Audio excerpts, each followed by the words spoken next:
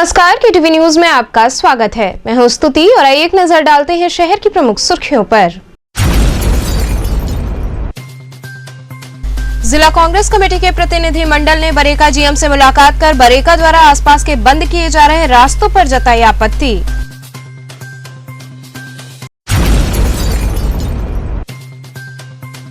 BHU library trainees द्वारा दिया जा रहा अनिश्चितकालीन धरना तीसरे दिन भी रहा जारी।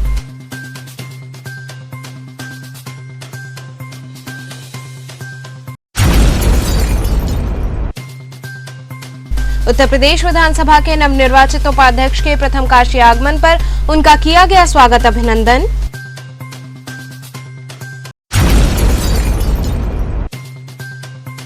और भारी सुरक्षा व्यवस्था के साथ जैतपुरा की नक्कटैया हुई संपन्न।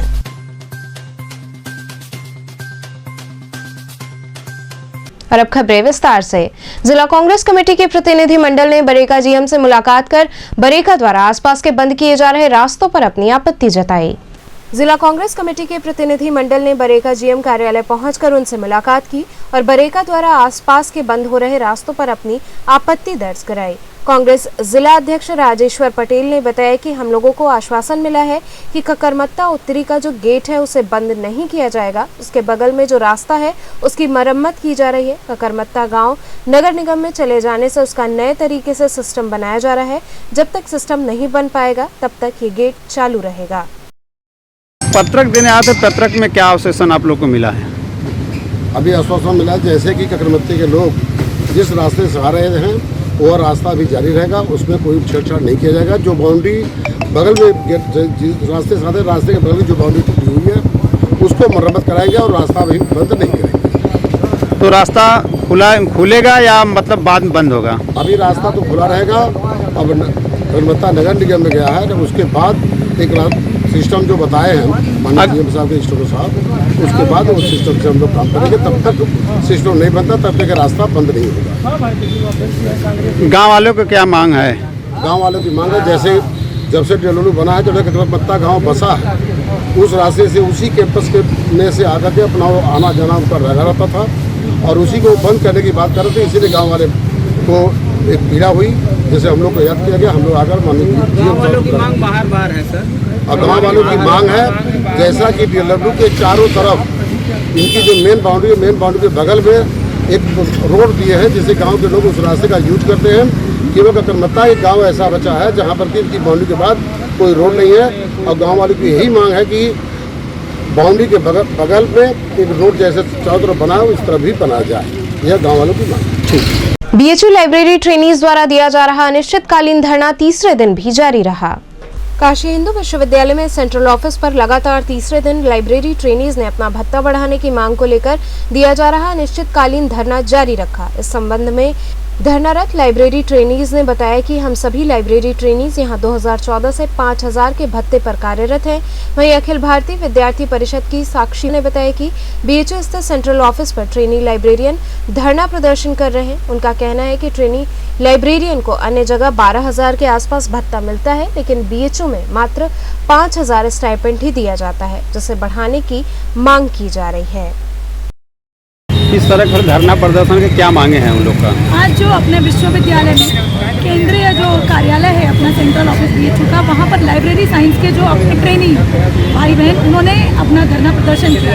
अखिल भारतीय विद्यार्थी परिषद के कार्यकर्ता भी उनके साथ जुड़कर उनका समर्थन करते हैं। उनकी इस मांग को जायज़ ठहराते हुए काली पट्टी बांधकर प्रदर्शन किया यहाँ के प्रशासन के खिलाफ कि आखिर प्रशासन ये क्यों नहीं समझ रही यहाँ की बाकी केंद्रीय विश्वविद्यालय हों चाहे IIT के संस्थान हो, वहाँ पर जो वहाँ के ट्रेनीज हैं जो वर्कर्स हैं उनको 12000 तक सैलरी दी जाती है। फिर काशी हिंदू विश्वविद्यालय के इतने बड़े केंद्रीय ग्रंथालय में कार्य करने वाले जो अपने भाई बहन हैं उनको 5000 सैलरी के साथ जब 2014 में ये क्लॉज ऐड कर दिया गया था कि ये सैलरी बढ़ाई जानी चाहिए, तो आखिर इतने वर्षों बाद भी ये सैलरी क्यों नहीं? तो इसी मांग को लेकर आज सभी विद्यार्थी केंद्रीय कार्यालय पर धरनारत है और उनकी यही मांग है कि वो बढ़ाया जाना चाहिए। तो अभी जल्दी ही हमारी जैसी की बातचीत हुई है प्रशासन से, उसके अनुसार ये आया है कि उन्होंने बढ़ाने की बात पर अपनी एक मीटिंग को डिसाइड किया, तो उसके जो भी रिजल्ट आएंगे वो हमको जल्दी ही बताएंगे। उत्तर प्रदेश विधानसभा के नवनिर्वाचित उपाध्यक्ष के प्रथम काशी आगमन पर उनका स्वागत अभिनंदन हुआ। उत्तर प्रदेश विधानसभा के नवनिर्वाचित उपाध्यक्ष नितिन अग्रवाल के प्रथम काशी आगमन पर लक्सा रोड स्थित मारवाड़ी युवक संघ भवन में उत्तर प्रदेश उद्योग व्यापार संगठन वाराणसी के तत्वाधान में काशी के विभिन्न संगठनों द्वारा नागरिक अभिनंदन किया गया। सर्वप्रथम संस्था के अध्यक्ष कमलेश अग्रवाल ने आए हुए अतिथियों का स्वागत किया। मुख्य अतिथि विधानसभा उपाध्यक्ष नितिन अग्रवाल ने अपने उद्बोधन में कहा कि वैश्य समाज का देश निर्माण में हमेशा अपना महत्वपूर्ण योगदान रहा है और अब राजनीति में भी अपनी अहम भूमिका निभा रहा है। हम सभी वैश्य समाज के लोगों से आह्वान करते हैं कि हमें राजनीति में अपनी सक्रिय सहभागिता करनी चाहिए और भाजपा को आगे बढ़ाना चाहिए। इस दौरान विभिन्न संगठनों द्वारा मुख्य अतिथि का माल्यार्पण, दुपट्टा एवं स्मृति चिन्ह प्रदान कर अभिनंदन किया गया। इस मौके पर प्रमुख रूप से विजय मोदी, दीपक अग्रवाल, आलोक पोद्दार, पुरुषोत्तम जैलान, आकाश जायसवाल सहित कई लोग उपस्थित रहे। देखिए, सबसे पहले तो बाबा भोलेनाथ की धरती पे आया हूँ, उनका आशीर्वाद लेने आया हूँ। आज समाज के लोगों ने सभी यहाँ पे उपस्थित हैं और सभी प्रतिष्ठित महानुभावगण जो अपने अपने संगठन के प्रतिनिधि भी हैं आज यहाँ पे उपस्थित हैं। मैं तो केवल इतना ही कहूँगा कि आदरणीय प्रधानमंत्री जी के संसदीय क्षेत्र में आज आया हूँ। मेरे लिए गौरव की बात है कि विश्व के सबसे शक्तिशाली नेता जो यहाँ का प्रतिनिधित्व करते हैं यहाँ की जनता ने उन्हें एक बार नहीं बल्कि 2 बार अपना भरपूर प्रेम दिया और उन्होंने भी वाराणसी की धरती में जो कुछ पिछले 7 वर्षों में जितना विकास का काम किया, जो योजनाएं चलाई हैं, वो एक अभूतपूर्व हैं।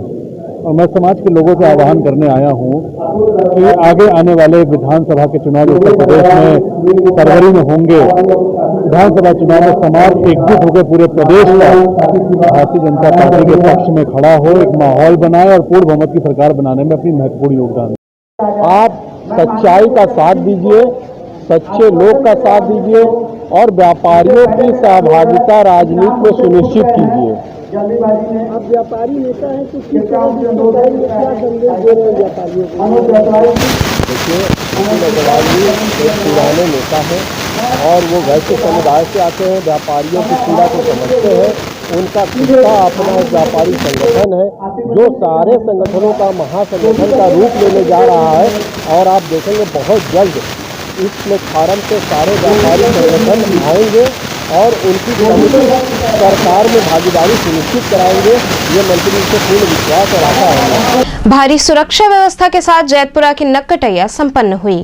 मंगलवार को जैतपुरा की नक्कटैया का सफल आयोजन हुआ। भक्ति गीतों की धुन व ढोल नगाड़े संग निकली यात्रा में प्रभु स्वरूपों के 7 लाख विमान शामिल रहे। इस दौरान कबीरचौरा से प्रारंभ यात्रा विभिन्न मार्गों से होते हुए जैतपुरा पहुंची। वहीं इस आयोजन को शांतिपूर्ण संपन्न कराने हेतु भारी संख्या में पुलिस बल तैनात रहा। विकास इंटरमीडिएट कॉलेज में खेलो बनारस कार्यक्रम आयोजित हुआ। हरोमा विकासखंड के परमानंदपुर स्थित विकास इंटरमीडिएट कॉलेज में आयोजित कार्यक्रम खेलो बनारस के तहत हजारों बच्चों ने भाग लिया। कार्यक्रम के संयोजक अशोक कुमार सिंह ने बताया कि खेलो बनारस का गांव की प्रतिभा को आगे बढ़ाने के लिए आयोजन किया गया है। इस प्रतियोगिता में kho-kho, kabaddi, volleyball, basketball, handball सहित कई प्रतियोगिताएं आयोजित की गई हैं। उन्होंने बताया कि ब्लॉक स्तर का खेल खत्म होने के बाद जिला स्तर की प्रतियोगिताएं कराई जाएंगी। इस अवसर पर मुख्य रूप से इंटरनेशनल एथलीट नीलू मिश्रा उपस्थित रहीं। आज ये खेलो बनारस की ब्लॉक स्तरीय प्रतियोगिता में मैं हरुआ ब्लॉक में आई हूँ और इस प्रतियोगिता के बारे में बताना चाहूँगी कि ये प्रतियोगिता ग्रामीण स्तर से शुरू हुई है। हर बनारस के जितने भी ग्राम थे, ग्राम स्तर पे, न्याय पंचायत स्तर पे इसमें कुश्ती है, एथलेटिक्स है, वॉलीबॉल, ये सब प्रतियोगिताएं हो रही हैं और ग्रामीण स्तर से बच्चे जब निकल के न्याय पंचायत पे और ये ब्लॉक स्तर पे है और पहली बार मैं अपनी लाइफ में देख रही हूँ कि ब्लॉक स्तर पे इतने सारे खिलाड़ी एक साथ प्रतिभाग कर रहे हैं। और इसके बाद ये डिस्ट्रिक्ट लेवल पे होगी 1 और 2 तारीख को। इसमें जिला प्रशासन, हमारे विद्यालय लोग हैं, इनका बहुत बड़ा सहयोग है। और यहाँ पे जो विकास इंटर कॉलेज है, इसने एक नई शुरुआत की, हमारे खेल मैदान दिए हैं। तो जो खिलाड़ी दूर से 30 किलोमीटर 40 किलोमीटर जाते थे, चाहे वो सिगरा स्टेडियम जाते थे या लालपुर जाते थे, उनकी एनर्जी बहुत वेस्ट होती थी। अब ब्लॉक स्तर पे ये खेल मैदान बन जाने से उन खिलाड़ियों को लोकल लेवल पे सुविधाएं बढ़ेंगी। तो उत्तर प्रदेश में पहली बार मेरे ख्याल से इतनी बड़े लेवल पे प्रशासन प्रतियोगिता करा रहा है और निश्चित ही इसी पैटर्न पे पूरे प्रदेश में अगर प्रतियोगिताएं होंगी तो हमारी जो प्रतिभाएं हैं वो ग्रामीण स्तर से ही निकल के आती हैं। आज के डेट में चाहे नीरज चोपड़ा को देखिए, मीराबाई चानू, तो सब एक अंदर से ऐसे प्रतिभाएं निकल के आती हैं जिनके पास संसाधन की कमी है। तो इस प्रतियोगिता के माध्यम से भी हमको राष्ट्रीय और अंतर्राष्ट्रीय के खिलाड़ी जो हमारे ग्रामीण के जिनको पता नहीं चल पाता है कि खेल क्या है, कैसे हमको आगे बढ़ना है, तो उनके आगे बढ़ने के लिए खेलो बनारस प्रतियोगिता जरूर माध्यम बनेगी। मैं प्रधानाचार्य विकास इंटरमीडिएट कॉलेज परमानंदपुर शिवपुर वाराणसी।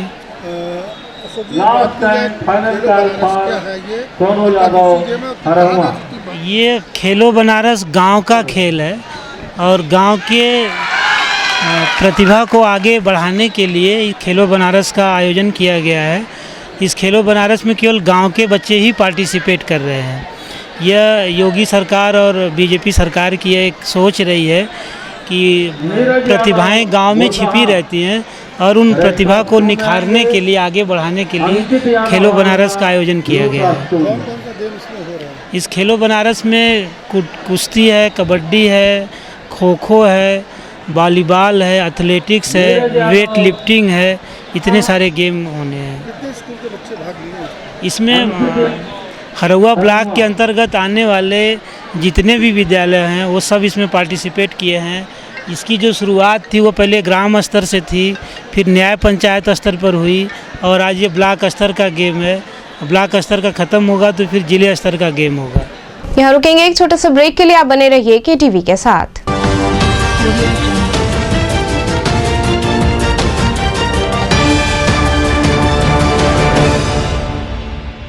खबरों से जुड़े रहने के लिए हमारे चैनल KTV वाराणसी को सब्सक्राइब करें और लेटेस्ट अपडेट्स के लिए बेल आइकन को प्रेस करें।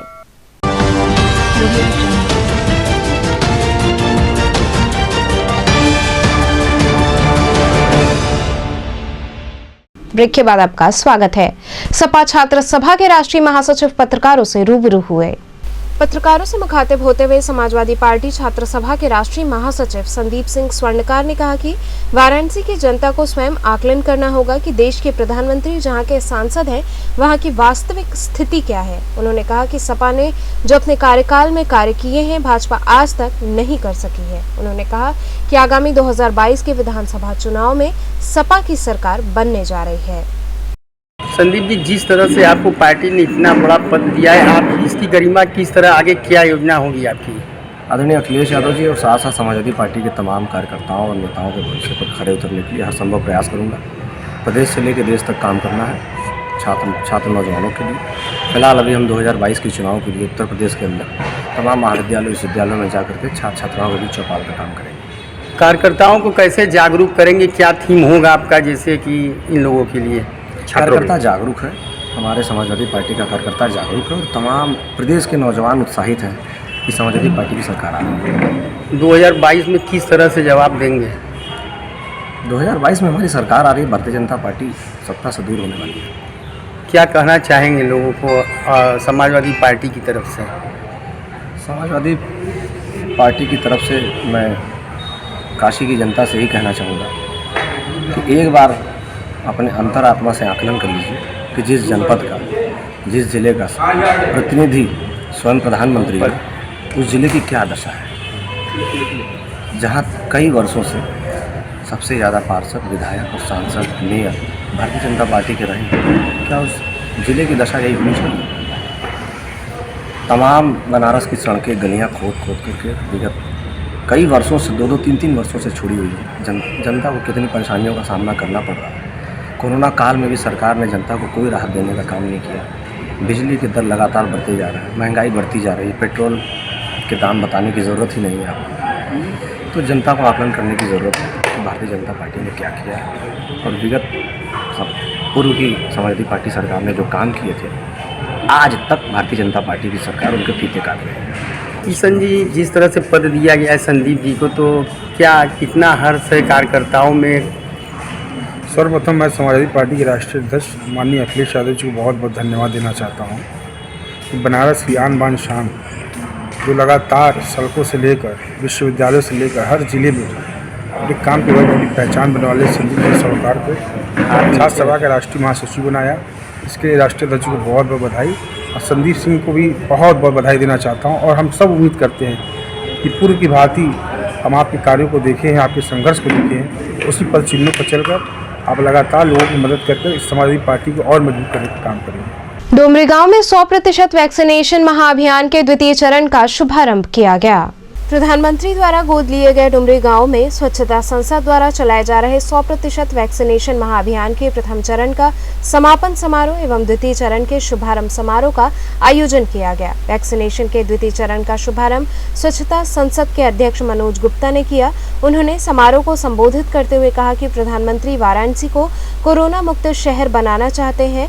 इसके लिए उन्होंने काशी को 100% वैक्सीनेशन कराने का लक्ष्य दिया है। उनके इस लक्ष्य को पूरा करने के लिए स्वच्छता संसद ने मुख्य चिकित्सा अधिकारी के साथ मिलकर वाराणसी में 100% वैक्सीनेशन कराने के लिए 20 अक्टूबर से 7 दिवसीय वैक्सीनेशन महाअभियान का शुभारंभ किया था। इस महाअभियान में वाराणसी के शहरी क्षेत्र के अलग अलग वार्डों में 50 से ज्यादा वैक्सीनेशन कैंप लगाए गए। अब द्वितीय चरण में ग्रामीण क्षेत्रों में वैक्सीनेशन कैंप लगाकर प्रधानमंत्री के संसदीय क्षेत्र वाराणसी को पूर्ण रूप से कोरोना मुक्त करने के उद्देश्य से द्वितीय चरण का शुभारंभ किया जा रहा है। वहीं विशिष्ट अतिथि डॉक्टर ऋतु गर्ग ने कहा कि 100% वैक्सीनेशन महाअभियान में ग्रामीणों की महत्वपूर्ण भूमिका होगी। कार्यक्रम में प्रमुख रूप से स्वच्छता संसद के सचिव नवल खेमका, उपाध्यक्ष दीपक अग्रवाल, अनिल केजरी, राजेश गुप्ता इत्यादि लोग सम्मिलित रहे। माननीय प्रधानमंत्री जी की प्रेरणा से और उनके आह्वान पे बनारस को कोरोना मुक्त करने के लिए स्वच्छता संसद वाराणसी के मुख्य चिकित्सा अधिकारी के साथ मिलकर साप्ताहिक वैक्सीनेशन महाअभियान का शुरुआत किया था। आज इस महाअभियान का 7वां दिन है। 7वें दिन हम लोग माननीय प्रधानमंत्री जी के गोद लिए हुए गांव डोमरी गांव में आज ये वैक्सीनेशन कैंप का आयोजन किए हैं।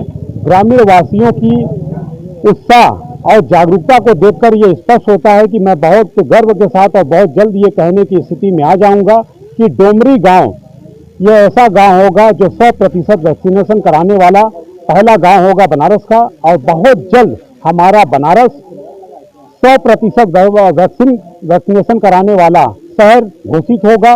ऐसे प्रयास को देखते हुए आज वैक्सीनेशन महाअभियान का समापन समारोह मैं जरूर कर रहा हूं, लेकिन आज समापन समारोह के साथ आपके मीडिया के माध्यम से मैं यह भी घोषणा करता हूं कि पहले चरण का यह समापन समारोह है। डोमरी गांव में आज दूसरे चरण का शुभारंभ का भी कार्यक्रम शुरू हो रहा है। बनारस में 80% से ज़्यादा लोगों को वैक्सीन लगा दिया गया है। जो 20% लोग हैं वो ग्रामीण क्षेत्र में भी कुछ लोग बचे हैं। तो ग्रामीण क्षेत्रों पर विशेष फोकस करते हुए इस पूरे महाअभियान को हम लोग दूसरे चरण का आज शुभारंभ कर रहे हैं डोमरी गांव से। माननीय प्रधानमंत्री जी की इच्छा के साथ साथ गाँव वासियों का, शहर वासियों का जो लगन है, जो उत्साह है, जो जागरूकता है, उसको देखकर ये लगता है कि बनारस पूरे देश का पहला ऐसा शहर जल्द घोषित होगा जो 100% वैक्सीनेशन कराने वाला शहर होगा। ये माननीय प्रधानमंत्री जी के लिए गर्व की बात होने के साथ साथ हम नगर वासियों, गाँव वासियों और आज हम मनोज जी को इसके लिए बहुत बहुत बधाई देती हूँ कि उन्होंने मुझे इस अवसर ऐसा प्रदान किया कि जो हमारे डुमरी गांव है जिसको माननीय मोदी जी ने गोद लिया है, आज यहाँ के पूरे ग्रामीण भाई बहनों का जो एक वैक्सीनेशन में आप उत्साह देख रहे हैं, ये बहुत ही प्रशंसनीय है कि गांव वालों में भी इतनी जागरूकता हमारे राजेश यादव जी प्रधान जी यहाँ पर हैं, उनके प्रयास से हुआ है और काफ़ी संख्या में हमारे भाई बहन आ रहे हैं, इसका लाभ ले रहे हैं। निश्चित ये गाँव कोरोना मुक्त, वैक्सीनेशन मुक्त, मतलब यहाँ का कोई भी बच्चा, कोई भी बड़ा, कोई भी महिलाएं न रह जाएं, ये हमारे इस प्रयास से मुहिम को सफलता मिलेगी। निश्चित आपको हम पुनः मनोज जी को धन्यवाद देते हैं, बधाई देते हैं। ऑफलाइन कक्षाएं संचालित करने व हॉस्टल आवंटन की मांग को लेकर बीएचयू छात्रों द्वारा दिया जा रहा धरना दूसरे दिन भी जारी रहा।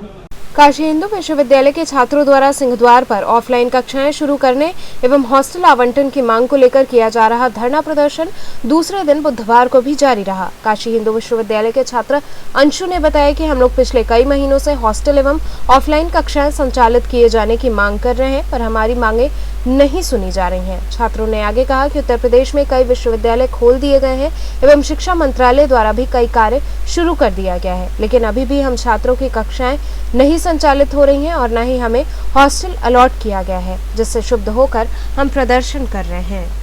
जी 2 दिन हो गया, ये दूसरा दिन है आप लोगों का, क्या कोई सूद नहीं आया क्या हाल में? नहीं सर, हम लोगों ने ये तो सर 2 दिन की बात है, पिछले 6 महीने से अनवरत प्रयास किए हैं। कई बार डीसी साहब को ज्ञापन, कई बार चीफ डॉक्टर साहब से, कई बार एचआर साहब, नीरज त्रिपाठी से, सबसे हम सब लोग ज्ञापन समय समय पर दिए हैं, खुद दिए हैं और ये कहें कि सर हम लोगों का डिसीजन जल्द से जल्द ले लीजिए।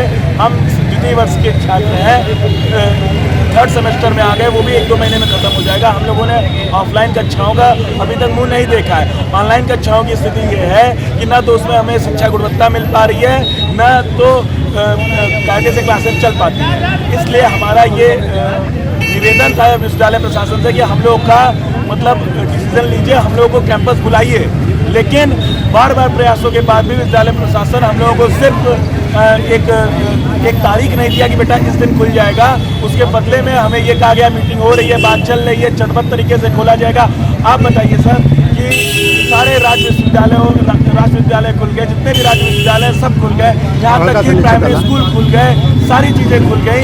मतलब कि क्या प्राइमरी स्कूल के बच्चे जो है वो कोविड मानक और सोशल डिस्टेंसिंग फॉलो कर सकते हैं? तो हम नहीं कर सकते, हम बिल्कुल कर सकते हैं। लेकिन विद्यालय प्रशासन की ये मंशा है कि सेकेंड ईयर को जितना दूर रखा जाए, मतलब वो कुछ डिसीजन नहीं ले पा रहे हैं। हमारा आज इसीलिए हम यहाँ पर बैठे हुए हैं। हम तब तक बैठे रहेंगे जब तक कि विद्यालय प्रशासन ये नहीं कह देता है कि एक तारीख नहीं दे देता है कि बेटा इस दिन से आप आओ कैंपस, आपकी ऑफलाइन कक्षाएं शुरू होंगी। सिर्फ ऑफलाइन कक्षाओं का ही मुद्दा नहीं है सर, बहुत से ऐसे हॉस्टल आवंटन का मुद्दा है, पेड सीट का मुद्दा है।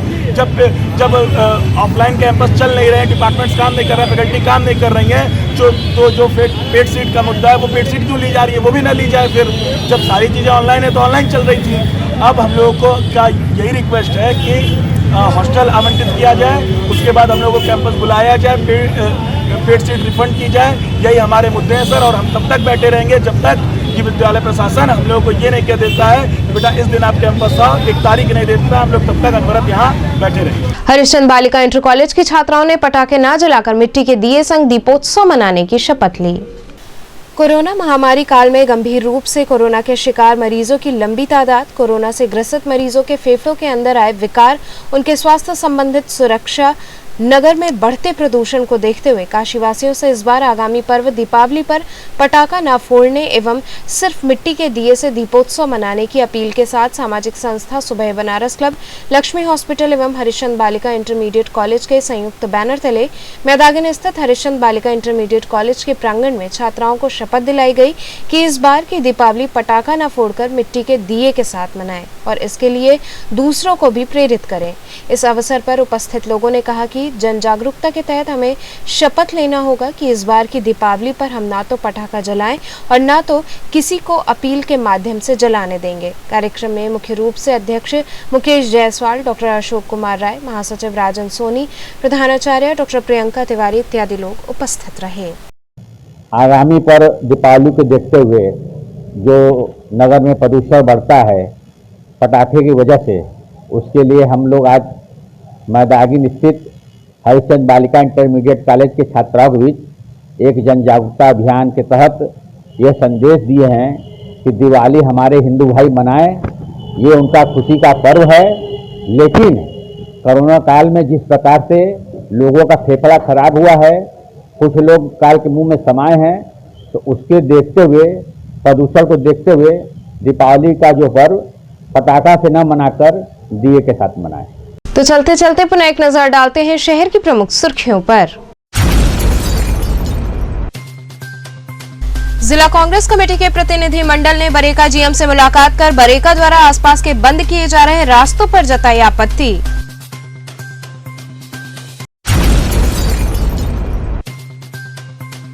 बीएचयू लाइब्रेरी ट्रेनीज द्वारा दिया जा रहा अनिश्चितकालीन धरना तीसरे दिन भी रहा जारी।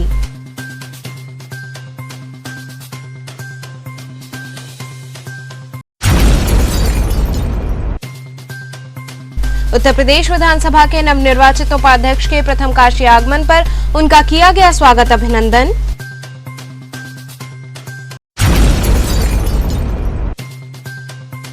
और भारी सुरक्षा व्यवस्था के साथ जैतपुरा की नक्कटैया हुई संपन्न।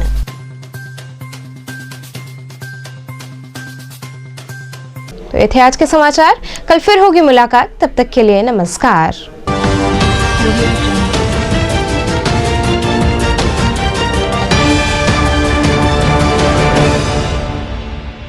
खबरों से जुड़े रहने के लिए हमारे चैनल KTV वाराणसी को सब्सक्राइब करें और लेटेस्ट अपडेट्स के लिए बेल आइकन को प्रेस करें।